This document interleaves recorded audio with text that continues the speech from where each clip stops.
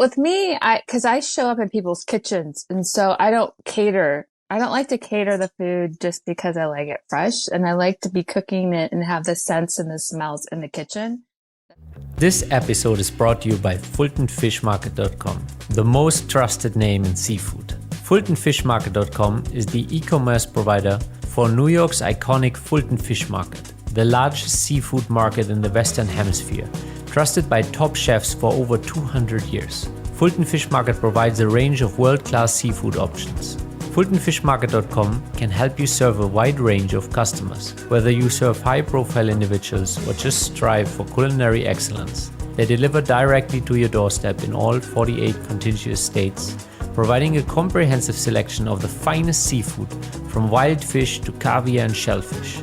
When it comes to seafood, FultonFishMarket.com is our go-to destination and the name we trust. Let's celebrate those who support us and dive into this episode of the Private Chef podcast with a taste of excellence and freshness. Visit www.fultonfishmarket.com to get 15% off your first order. Use code PrivateChef at checkout. Welcome to the Private Chef podcast, serving the 1%. I'm your host, Hennche. And on our show, we speak to the best chefs, how they honed in on their skills to excel in the industry, and what it takes to work as a private chef for some of the most exclusive clients in the world. Welcome back to the Private Chef podcast. I'm your host, Hennche. And today's guest is Chef Nicole Conradt, known as Chef Nikki, a highly skilled private chef and baker, as well as the author of Eat and Play the Part, Entertaining with a Flair. Chef Nikki holds 2 professional degrees from the, now I'll butcher this one here, Epicurean Culinary Arts School and Le Cordon Bleu Culinary Arts College. Throughout her professional journey, she has contributed as an entertainment food stylist on various talk shows, including The Ellen Show. Currently, Chef Nikki serves as a private chef in Los Angeles. Welcome to the show. Thank you. Welcome so much. Glad to be here. Glad to have you. So let's start where it all started. When did you kind of uncover your culinary passion?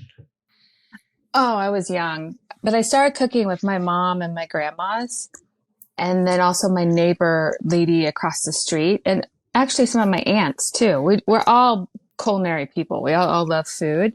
But I started working when I was 14 in an Italian restaurant. And that's really where I was. And everyone says, isn't that a little young to be working professionally? And like, yeah, I was, but I wanted a job. Child labor. It's right. I know. And even the owner of the restaurant, she knew me as a kid, like growing up. And she's like, aren't you a little young to be working already? And I was like, I need a job. Please stop. So there I was in the back of the kitchen at an Italian little restaurant, making pizza dough and lasagnas and pastas. Everything from scratch? Yes, the pizza, everything from scratch. The Nice. pastas, no. We had already the pasta was already made. But as it comes to making the lasagnas and the sauces, yes, that was from scratch. Nice. Yeah, but the pizza dough, definitely. It's a good first gig, no? And it's some of the most Yeah, it crowd-pleasing was. dishes right there. That's right. Everyone loves food, basically, right? Well, at least you hope anyway. That's like touches their heart right away. So and then how did your journey go from there all the way to LA? Oh, wow. Well, I went to the East Coast. I went to upstate New York at one point. And actually, I went to Colorado before that. But East Coast was kind of when I started working more in restaurants, even serving tables, cooking professionally. One of my good friends, Kara, she was Italian. I learned a lot of her like homemade secret grandma and mom recipes as well. And then I moved to San Francisco at one point. And then I knew my goal was to move in Los Angeles, but I had been in LA before. And so I knew kind of what the crowd was, how the energy was. And was I ready for it? Not really, but I did it. I finally moved after 3 years living in the Bay Area. And then I just started cooking professionally. I started doing temp work through different companies, cooking. And that's basically how I got started. And then I fell into hand modeling, which I was a hand model for 7 years. And everybody used to make fun of me. Even my teachers at Le Cordon Bleu made fun of me because they're like, what chef is a hand model? Don't you cut your hands? I'm like, yeah. But I did it because I would get hired. I knew that I would get hired because I was a real chef. So I knew how to use my knives. Anything that I had to cook or make or like break an egg or something, it was perfect. Like they didn't have to keep redoing it. Ah, yeah. That was like my The side skill. gig so I made good money. Hand modeling. So everyone Okay. knew me because I was like one of the only chefs. So When you say good money, I can't even imagine what a hand model makes. Like, give a oh, reference. Like, what does it look like? well, then, back then, because it's been a few years since I've been out of it, because I've just been cooking only, but I was making $800 to $1,000 just for a few hours. Nice. And that was just showing up. Yeah. But if it was like a commercial, they would want you there for 8 hours. So you have to show up. They give you like a little trailer. You can go eat snacks at craft services. They bring you on. They kind of tell you what you need to do. And then you're finished because you're not needed the whole time unless you're just working for like a specific, maybe it's something digital or something. Then you're working one-on-one with the producer. Mm-hmm. And then you're working all day, but you're still working only like a few hours and you leave. That was what the nice thing was. Unless it's commercial, then you're there for a long time. But no, yeah, it was good money. I mean, for a side gig, instead of doing, serving, where that's where a lot of like entertainment people would do. You're a server, right? Yeah. So that's yeah. There's a running joke when somebody in New York tells you that they're an actor, and then you ask them where they serve, or where they which restaurant they work at. No, it's true, but we do that here in Los Angeles. We used to, like, it's not so much anymore because there's so many different people that aren't from LA anymore here. And I guess my clients are like established. They have careers in all different levels, from the tech field to music business to the entertainment, and even a lot of them are in random professions, but they have great careers. So I never suspect they're ever server. Not even the actors, because if the actors hire me, they're well known and they're working their ass off on set, or they're doing another script, or something, or they're producing something. So I never like really get into it, but it's true. That's it. Entertainment business. Oh, so you're waiting table somewhere. It's true. I don't like to put them down because, New York acting is different than Los Angeles acting. Yeah. One of the things that I always find very interesting is, do you have a preference of what kind of professionals you like to work for? Like for example, I'm a bit boring. I actually try to stay clear from people that work in the entertainment industry because they have very, very colorful lifestyles, a lot of entertaining, sometimes midnight or late night. And it's something that I'm personally not interested in. Well, it's funny because my favorite is music. I like the music industry, which that's a whole nother one. Like you said, they do all different hours. Because I had one client that I worked with for like 3 weeks. Oh my gosh.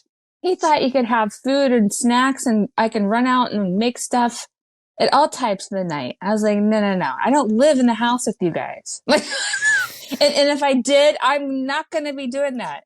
And I had to put up so many boundaries. So no, that's true. I am amazed at what people demand from food. Like me, like I don't find it as serious because it's food, right? And I love it. And it's just one of those things where I can have my eyes closed and be doing it. But somebody else would find it difficult, that they're not really good at it, right? Or that's something they're not really interested in whatsoever. I'm just amazed at people's personalities and what they can demand from food in the middle of the night. I had one client complain about shrimp, the wrong shrimp, even though I was getting the shrimp that he wanted. I literally had to say to them, I'm tired of your shrimp crap. Like, move on. We don't live on the East Coast. We live on the West Coast, and it's still frozen thawed. Like, it was, I'm gonna make it was so weird. a little plug here. If you want anything from the East Coast, which is from fish, go to fultonfishmarket.com. I'm not kidding. Okay, I believe you. That's cute. So how did you go about establishing healthy boundaries? Because this is actually a very good topic in our industry. It's there is by default there's insane amount of demands, and often I find that clients think that they kind of own us, whereas like it could be random hours of the night where they want food from us, and there's a lot of different requests there. How do you usually go about establishing healthy boundaries? Well, with me, because I show up in people's kitchens, and so I don't cater. I don't like to cater the food just because I like it fresh, and I like to be cooking it and have the scents and the smells in the kitchen. That's kind of like my MO. So when I just straight out tell them, can you please send me photos of your pots and pans or what your kitchen looks like so I can see what you have? And then I tell them I'm going to show up a few hours. I'm going to cook. I'm going to serve because I usually like to plate unless someone requests family style, and then I platter it.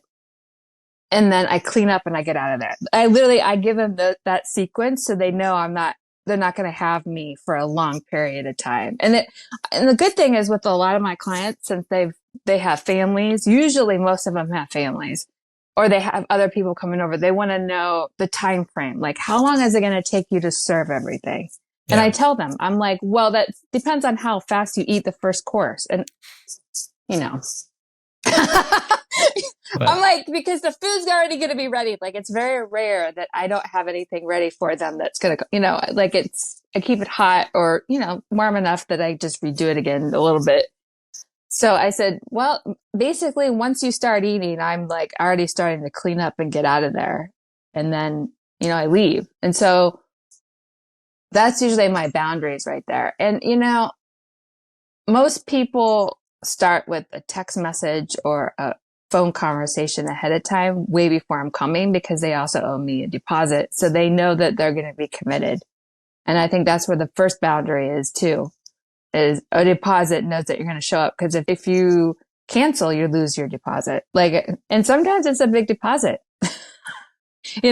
but it's okay. It's very rare that anyone's ever canceled on me. I had one lady that was so sweet that was going to have a birthday party at her house for her kid, for her little toddler. And it was 15, 20 people. And it was a big amount of money that she already had paid me. And she's calls me the day before. I says, I think I'm going to cancel because of the weather. It's going to be raining. And it was. And I said, well, if you cancel, you're losing already $1,000. And she's like, okay, well, we're still having it. I'm going to see if we can have it at my school.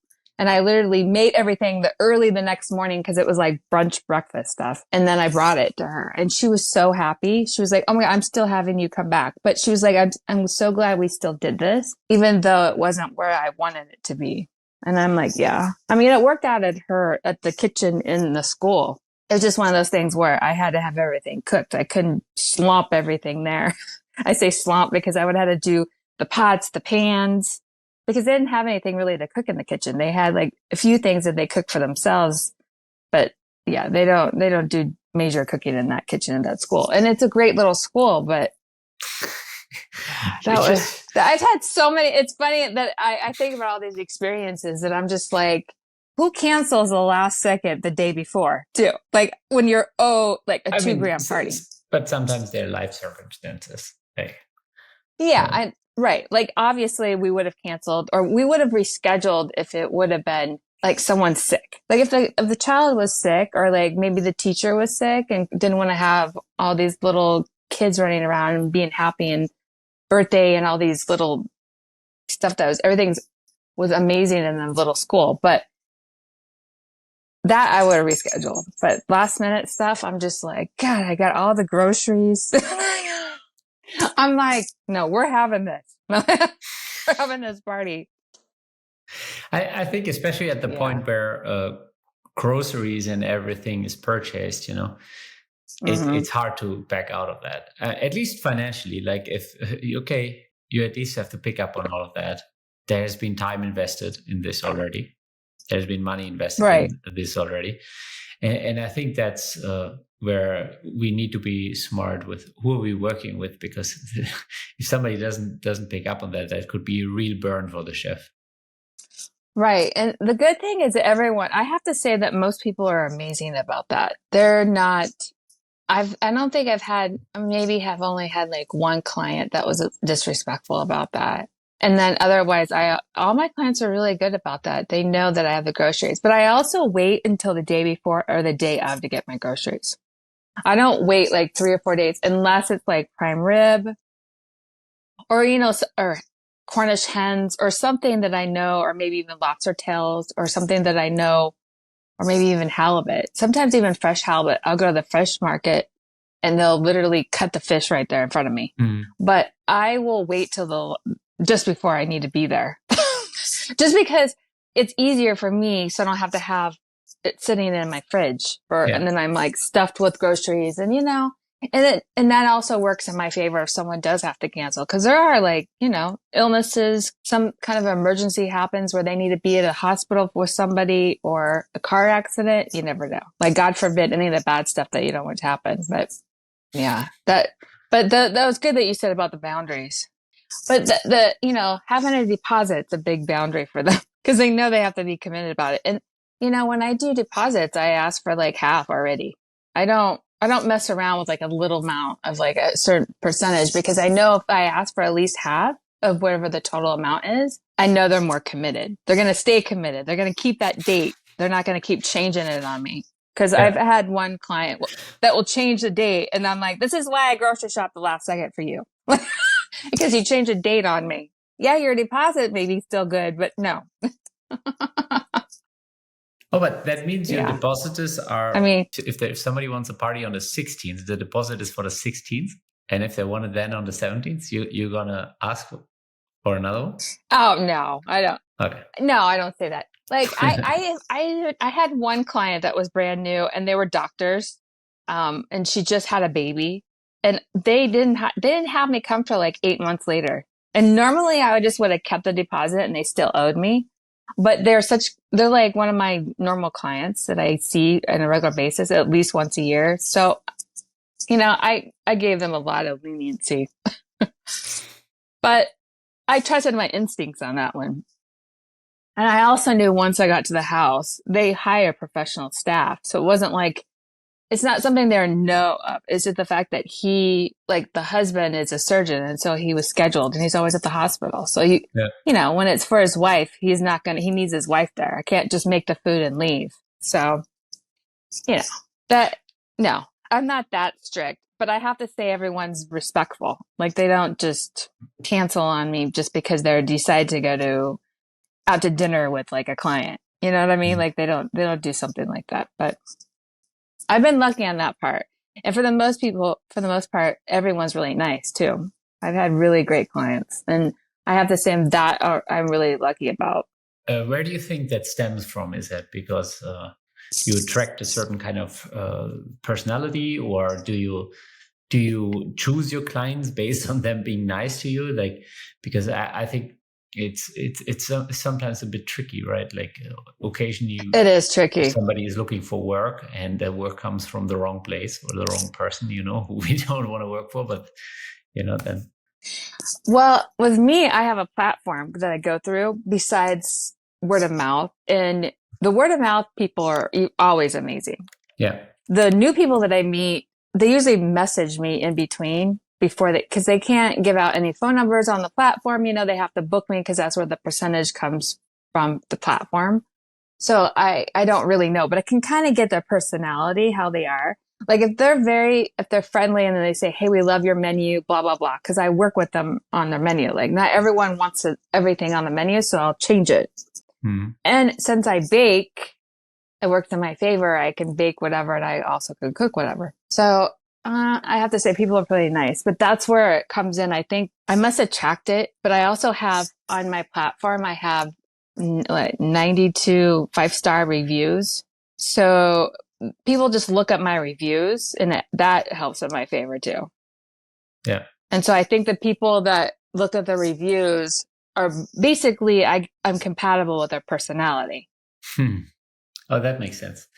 One of the things that we touched up before we started recording is, which I think is super interesting, is that we stay in certain areas or cities because that's where Right. our work is, and you spend over 2 decades being in LA because you feel like that's where your work is. Yeah, that is. And it's funny because I always think, because I'm adventurous and I love traveling. I always think, God, I could go to New York. I can go back to, the Bay Area. And then I'm like, oh, I have to start all over again in clientele. And not that I don't like starting over. It's just because, the platform I'm through is also in New York City and then also the Bay Area. But I'm like, how popular is it over there? I don't know. So yeah, that's why, I feel like I'm kind of stuck here because that's where my clients have. And then the entertainment business keeps the money rolling more. Yeah. And I know that's what also hurt my work last year a little bit is because we had the strike. Mm-hmm. The SAG strike was for almost the whole year. Literally just before the holidays, it opened. They made signed a contract. And I was like, geez, that was a whole freaking year. And, and then so the people weren't wanting to spend much money then. But honestly, having a private chef is a luxury. And so I'm grateful for whatever when it comes to clients that hire me. Yeah. And that, I would be grateful even if I lived somewhere else that happened too. But I don't see Nebraska hiring a chef that often unless it's already one that's a main chef that works for them in the household at all times. You know what I mean? Yeah. It's something that Midwesterns don't do. Okay, we're going to hire a chef for the night. Like they go out for dinner is what they do. Yeah. At a restaurant. So, I was speaking with the heir of a big company in Germany who himself could actually have private chefs. So we were kind of discussing his network and how they look at it. And in Germany, it's really, really not a thing to hire a chef for your home. And people are so private. They don't even want that level of stuff in the house. It's really an American thing more so. Then you would find it elsewhere. And just like you said, maybe in the Midwest, people go to restaurants. That's the expression of, okay, you have money, you go out. But then in New York or in LA and the Bay Area, it's really where it's super common. It's like there's an entire subculture of people where it's just normal. It is. And my family and some of my friends in the Midwest found my career foreign to them. Because they're like, what? Like, who hires you? And for the longest time, they used to always think I was a caterer. And I'm like, oh. And the first time I hear the word caterer, I'm like, oh my God, that's so much more work. Because there's all like the trucks and the equipment and the hot boxes. And I'm like, no, I'm a private chef. I literally bring the groceries and I use their pots and pans. Like that, I make it simple. I'm like, I'm not. Here's the next distinction. The full-time private chefs would say that you're a personal chef and that they are the real private chefs. And then they would be like, they also don't want to have anything to do with caterers. Sorry for the interruption, but we gotta share the news with you. Nothing fishy from FultonFishMarket.com. They're delivering world-class seafood from New York City's legendary Fulton Fish Market straight to your door. Their fishmongers have helped countless chefs get what they need when they need it for over 200 years. Trusting FultonFishMarket.com means their experts work tirelessly to make your day run smoothly. Let your cooking skills shine and elevate your dishes with amazing seafood from FultonFishMarket.com. Yeah, no, it's true. It's true. I mean, I've had job offers to be in the households and I usually decline on them because I don't want to be there 60 hours a week. Yeah. And even they say, well, we can do a live-in position. And I'm like, I'm like, and the house may be huge and they have like the other professional staff that helps out. And I've even been offered where I'm the first head chef and then I have another chef that works with me and then I have a crew. And I'm like, who does that anymore? I don't know how many people really do that a lot, unless you're in certain professions like politics or, something to where like the household is right all the time because people that are really wealthy go out to eat a lot. Yeah, they hire chefs, but they No. also go out a lot. Yeah, I have mixed opinions on that based on my experience working in households full time. Because, and I think especially celebrities, they are tired Oh yeah. of attention. So for Yeah. them, Well, being they stay home inside. and controlling the experience and hosting at home, uh, and that's it's almost like they're recreating a restaurant experience at home. Like you have serving stuff, and Right. and then you can basically create that kind of experience in a personal ambience where nobody bugs anybody, where anything can be said because you're in a private house, you're not in the public space. So I think rich people go to restaurants, wealthy people eat at Yes. home and Yes. have private chefs. That's I Yes. think that Yeah, that's true. Yes. yeah That's true. And I, entertainment based people like actors, the ones that are well known that don't want to be in the limelight 24/7, right? They stay home a lot. They're the yeah ones that like to entertain at home because they don't want the camera in their face. And they don't, and a lot of them also want to be able to not have to worry about drinking and driving or being in the restaurant for like an hour tops and they have to turn the table over for other people. And, and when people in the entertainment business also, it's a long, like you said, the hours are longer. The parties are longer, the different times. Can't do that in a restaurant. It's like you got to order and get out. And if you're not yeah. going to order, then what's the point of you even being there, right? And the crazy thing is, Yeah. even at a 2 or 3 Michelin star restaurant in New York, they will still book the table a second time. Oh, Even yeah. if you go to the top tier of spending, and you might as well drop $1,500 or $2,000 for two people, you still have to vacate the table eventually for the second seating. I know. I know. That's what I said. It's crazy. Yeah, so I think in that regard, kind of going back to what we said, is living where the clients live, I think is one of the hardest parts of being a private chef, because there's so many times where I felt like I would like to be in a different place. And it's like nearly impossible to be a remote worker, unless you start creating recipes and maybe you create a blog or something. But being a chef that is remote is nearly impossible. It is impossible. I mean, I expanded myself and started going to Orange County. And then I was like, wow, that's like an hour and a half, 2 hour drive to get there. And then almost the same, maybe a little bit less by the time I leave because it's less traffic. And it's still the same. You're kind of confined in you may not be in the same kitchen 24/7, but you are definitely in the same area. Yeah. Yeah.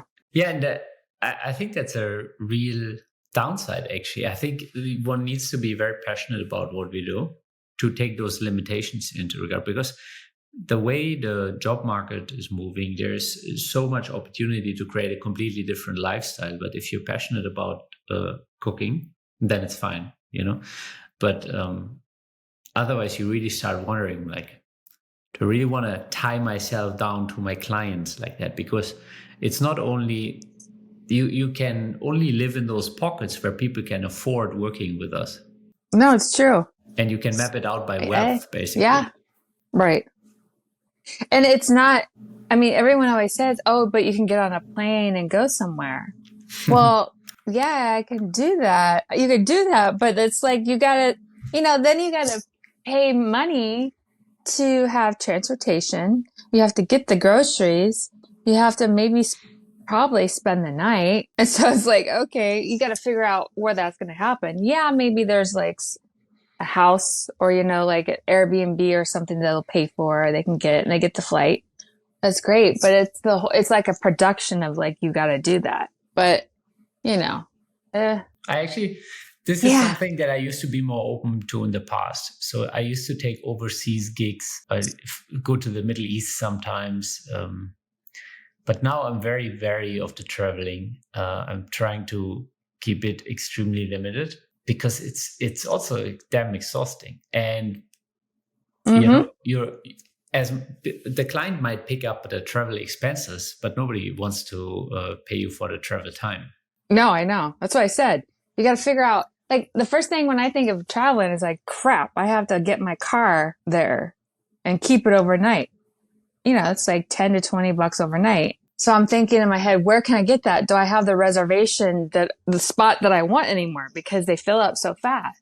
And and like you said, overseas, yeah. But then I gotta for sure fly out of LAX, which is always a lot bigger. And like you said, the travel time to get there. I mean, you're literally leaving 3-4 hours ahead before you gotta fly out. Yeah. You're like, wow. It's just, and then when you get there, you're like, wow, I'm really early. Yeah, did I need to be this early? Yeah, it always happens. But yeah, it's funny because I've had clients from Dubai that come here, and they always say, well, would you go to Dubai? Because I've been there before, but not to cook. And I was like, yeah, I would, but like I need to know somebody that knows I'm going to be safe there. I'm like, oh, they're like, oh, it's so Americanized in Dubai. And I'm like, I don't care. I don't care if I'm going to a complete, like, Greece. Somebody still needs to know that I'm there. Like, but yeah, I understand why you cut your travel expenses and just traveling period to minimum, because it's exhausting to travel far a lot, especially for like, you're just going to cook for like one night, right? Yeah. Yeah. I mean, I wouldn't go to the Middle East for a night. No. Maybe if you at least me for a few. A month's salary, but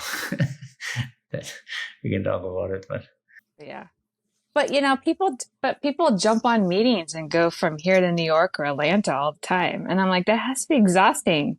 I mean, it is exhausting, and that's why if it's worth it. See, meetings can be those could be $1 million or $1 billion deals. So right, that's why there's business class, no? Because people want to be more rested, which is why they're willing to pay the premium. It's also business expense, so different advantage there. And then they're structuring ideally big deals. And the next level to that that's why there's a lot of corporate jets, no? People that use private jets to go and make deals. Coca-Cola has a bunch of private jets, and so. No, it's true. I actually looked into doing that, but then I didn't know if I want to be flying all the time. I was like, do I want to be on a little private charter all the time as a private chef? Like, how much of diversity am I going to be cooking on there?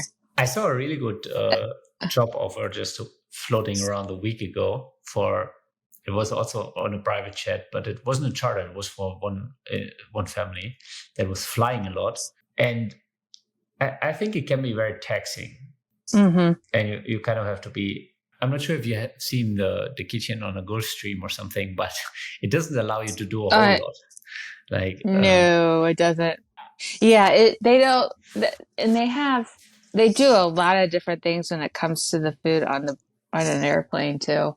Because I remember when I was checking into it, I knew, like, one of my clients had been a private charter flight attendant, and she was telling me, like, you have to get safety tested, you have to get certified, and like, probably that family that you're talking about probably would, if they really liked you or considered you, they probably would pay for your certification for your safety for the flight attendant stuff, because even though you're a chef, I think they still considered you also like a flight attendant. Yeah, and you have to be. That's actually pretty standard, that when families want to put you in those, just like, for example, the pilots, they have to go through certain safety trainings on a regular basis, which would also be part of the family would compensate for that. Right. Yeah. I've never flown on a private charter plane, and I'm sure it's amazing when it comes to as a guest sitting on it, but I don't know about the flight attendant and the private chef. I've been on a yacht and I did not enjoy it. Being a private chef on a boat, no, not when I get motion sickness and seasickness. Maybe if it was like a big, big, big boat, but wow, those yachts. And they can still have those waves. And then you're below deck. Yeah, that's like my least favorite experience is being a chef on a yacht. Yeah. And I'm always amazed how people demand for a boat too. I'm like, really? Do you see the oven in here? Like, but it's funny. It's just everybody. I mean, I'm just amazed how people can be. They're on the water. They love sailing or love being on the water.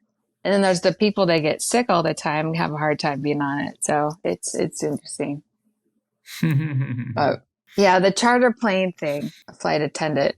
I'm sure that private chef on a plane would get very tired a lot. I'm with you on the yachts. Like, I don't know. I don't like the small galleys.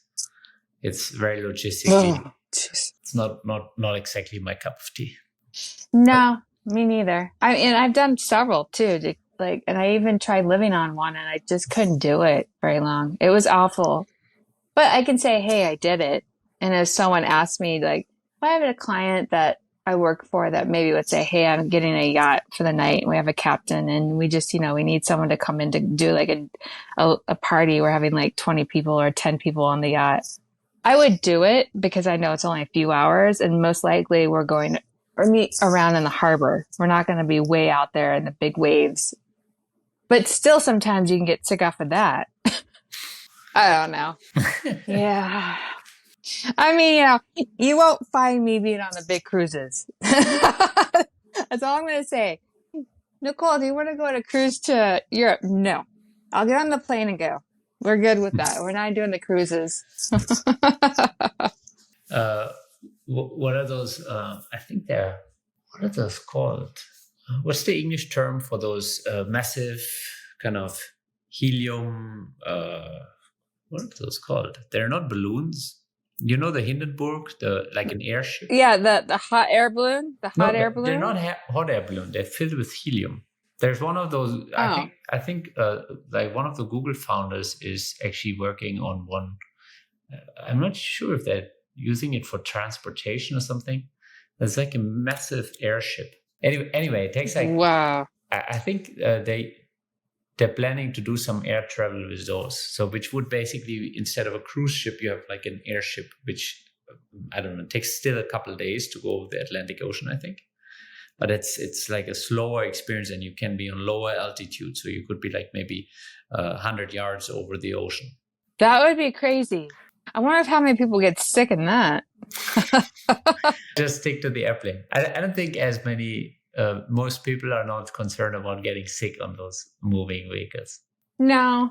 I mean, trains are fun too. I actually love being on a train. They have those culinary train rides in the Northern Cal now, up by Napa, which is pretty interesting. It's a culinary experience. So you pay for so many hours to ride the train and then you do a stop for a wine tasting, I think. But they have the tastings of different food and wine on the actual train. And so, I mean, that would actually be very interesting to work on. I would actually like to just be a guest to see what it's like too. Well, you should go. But then again, yeah, I would want to fly, but then I would want my own car. So yeah, then I would drive up there and that's like a, 8-9 hour drive, but that's all right. I don't know how long the distance of the train is. I'm not sure if it's just like a couple hour ride or if it actually goes pretty far. I don't know. It sounds like a day thing. No, they have that in the Hudson Valley too, where you basically take the train from New York out. I mean, they don't really serve you on the train, but it's like a day tour where you stop at different places. Well, that's fun too. Yeah, but this one is actually where they serve you. It's like it's basically to get more people up to maybe the Napa area and the Sonoma area, but it is for the culinary experience of the food and the wine that's on the train. I mean, they're really pushing the overall culinary. Like that's what the region is known for. It's all about food and wine and dining, and it's kind of a symbiotic relationship between chefs and winemakers and tourism. Right, and they've had it. It's been pretty rough for them for the last decade because they've had a couple floods and fires up there. Where can people connect with you? Well, they can email me or even contact me directly, but I'm through a platform called Table at Home, and so they can hire me through there. But otherwise, I know you don't want to give out your personal information, but I mean, I'm all over the web. So if you see me on Instagram, you can even do Instagram or Facebook. And I have a website that they can hire me through that's on Instagram, but mostly people just directly, they send me a message or to the platform. Yeah. So how has Table at Home helped you so far? Oh yeah. It's been great for me. I mean, they're worldwide now, but a lot of major cities in the US. I don't know if they're international yet. I have to check with that, but they're great. It's been successful for me. I mean, that's what helped me get more clients. But it's my reviews because I'm through another platform and I get a message every once in a while and they don't hire me. But if they come through my platform that I have like the 90 some reviews and they see my food, and then once they exchange information, they can see my food on my Instagram. And I'm kind of behind even posting some of my new food because sometimes I do the same food. So I don't always post anything. Because a lot of my clients want steak. That's a big thing that my clients want. They want to eat steak. So, and I understand because when you go out to a restaurant, you're not going to always get it the way you want it. Or if you order out, it's going to be kind of cold by the time you eat it. So, yeah. But Table at Home's been great. I'm very happy with them. Nice. That's a good resource. I'll explore that a little bit and see how it can help people. Well, if you have chefs in New York City, I'm sure they work in New York City. How does Table at Home vet the chefs? Like, how do they actually make sure that the people who are offering their services are legit chefs? Oh, they interview you and you go through background check. So by background check, you mean just kind of a police background check? They pull a report? I think so. I think so. I mean, I know they did that with me, but I spoke to them on the phone a couple of times before I even before I was even hired. Yeah. But you're an entrepreneur, so it's like I said, your reviews is what's going to really help you. Yeah. But I remember when I first started, like one of the guys that interviewed me, he would read a lot of my messages and stuff, and he would be like, say this or this and this in your message, and this will help with work. And I always listened to him too. And it helped me get more work because what he would tell me to say. Yeah. And now I'm just, but I can always tell by how someone writes something in a message because I'm like, sometimes once in a while I get someone rude and I'll be like, oh, not interested. Like I'll remove my proposal because I was like, wow, I don't want to work with someone that's, that's incredibly rude or just acts like they're not appreciative of the fact that they're having a private chef. Because honestly, people love food and they love to have a private chef. They don't like to clean up, right? It's like the worst when it comes to cooking. Nobody likes to clean up. Yeah. Oh yeah, you're looking. Yeah, this is the Table at Home application requirements. So professional. Oh, so it's different than from when? Gourmet amateur chefs are welcome to apply. Availability Friday and Saturday night is needed. Mm-hmm. Because you get a lot of clients that want that. A two-part selective screening process. So there's an online review, and if you don't make it through that, they don't even talk to you. And then there's a telephone interview to understand your experience, cooking style, assess your suitability. When applying, you will need to upload minimum of 2 photos. So basically, you need to be a professional chef and know what you're doing. And then there will be a small telephone interview, it sounds like. Yeah. But how much of your calendar do you have to actually keep open? Like, what does it mean? Do you have to be available Fridays and Saturdays? Is that just a suggestion, or you have to? I think it's a suggestion because a lot of people want a chef on the weekends. And that's like the busiest because, people that work Monday through Friday or they have family that their kids are in school, the best they could do it is a Friday night, Saturday night. So I get it. I mean, they're not going to hire a chef that can never work weekend nights. Even though you're an entrepreneur, it's still because honestly, a lot of my clients are on the weekends, but I work sometimes even on a Thursday night or a Monday night or a Sunday night, and which is shocking to me, but they still want it. But they don't care. Like people that are in different professions don't care about. I mean, I had one on a Sunday night, but it was actually a daytime. Like I came during the day and they wanted a really early dinner, and it was a baby shower in the middle of the day. Yeah. And it was like a dinner. It was a dinner, like a lunch dinner kind of thing. It wasn't like a real shower. It was like intimate for like a couple people. So yeah, I mean, I get what they mean by they want someone on the weekend, but it's funny that there are a lot of people that work in the restaurant or hospitality don't want to work weekends. And that's usually the busiest and holidays. They don't talk about chefs work holidays. I always work my holidays. I mean, that's kind of... I'm always working Christmas and Thanksgiving. Yeah, it's a prerequisite almost to be a chef. It's like, I think there was a point in my career where I simply didn't care for holidays anymore the way other people cared for it because it was just more work. It's like... Oh yeah. Every time I know Christmas comes around, I actually have a little like anxiety a little bit because I have big menus. Yeah. I always have prime rib and lobster tail and steak. And I'm always going, shit, I gotta go. How much a pound for the prime rib? Because usually it's for like 20 people. Usually my parties are 15 to 20 people for Christmas for sure. That's like the small amount. And I'm like, oh my God, I have to get like, and then my client will be like, oh, I want 11-pound prime rib. And I'm like, but I love my clients that send me text messages of ads and they see how much the meat is. I'm like, oh, I love you. Thank you.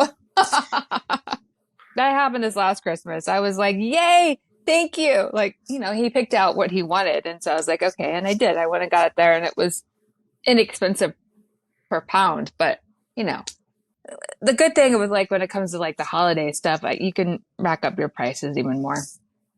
I mean, I always do. I always tell them it's a minimum of $2,000 just for like 10 people. But, and people are always surprised that I work by myself a lot. And I'm like, well, I do hire people. I have obviously or they hire someone or they have a housekeeper or something that helps me clean. That's like the biggest thing. Cleaning, the prep work I can do really fast. The cleaning, I'm like, by the time I get out of there, I'm like, I'm over dishes. It was interesting. My Christmas one, their oven didn't work at first. Something happened where they did like the cleaning on it, like a week prior, and it had locked and then wasn't working. And so they had to like push a certain button and they didn't know. And thank God one of his sons that came over figured it out. And I was like, oh my God, thank God, because what the heck was I going to do? Everything was like, I was having everything that needed to be in the oven. People are interesting though, that ask you what you can do in the kitchen when you don't have anything. And that's a lot of Airbnbs actually. You tell them to light a candle and you'll just cook dinner on the candle. But that's the part of the problem of like people that can hire a chef will get an Airbnb and they're traveling from out of town or they go to another big house because they're comfortably trying to seat 10 people at least in the house opposed to theirs. They don't want it in their house. So you go to Airbnb and they have minimum pots and pans. Yeah.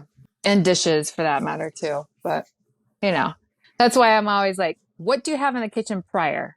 And then they always say, well, it's an Airbnb. I can't see it until the night before. I'm like, oh, okay. Well, please send me photos immediately when you get there.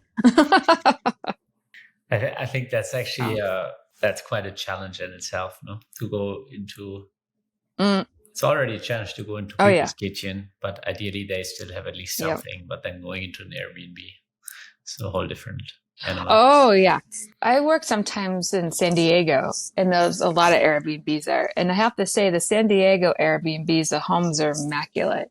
Because the owners, that's like their second home or their first home, and they live somewhere else as well. So they keep their kitchen stocked with like really great stuff.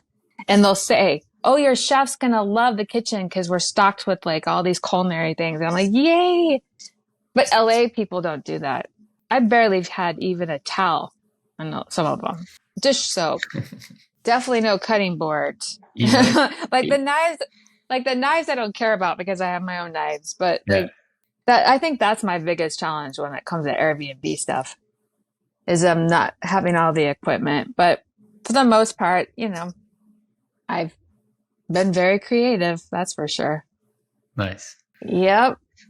And it's funny because I always wow the client then. They're like, we're pretty impressed that you can just do whatever you have for 20 people and have and like a few pots. I'm like, yeah. And that happened to me actually about a month ago. It was a bachelorette party and it was like 16 of them.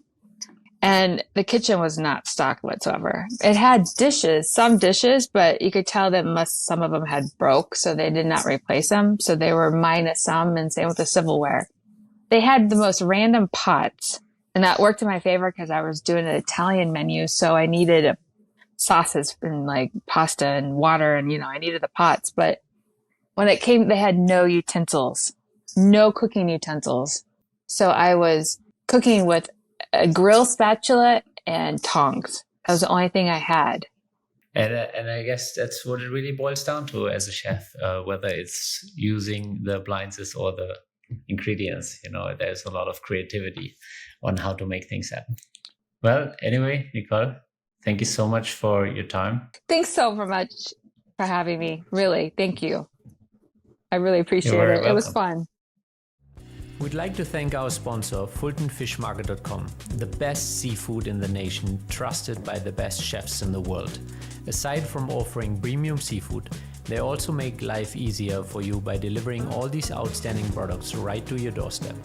Visit the official website www.fultonfishmarket.com and explore the incredible selection of seafood and let your clients experience quality that has captivated palates for generations. Use code PRIVATECHEF at checkout to get 15% of your first order. When it comes to seafood, FultonFishMarket.com is the name we trust. Thank you for joining us at the Private Chef podcast. If you know any highly skilled chefs that want to take their life to the next level, make sure to share this podcast with them. And if you enjoyed this episode, click subscribe and check out our upcoming episodes. Thank you for listening.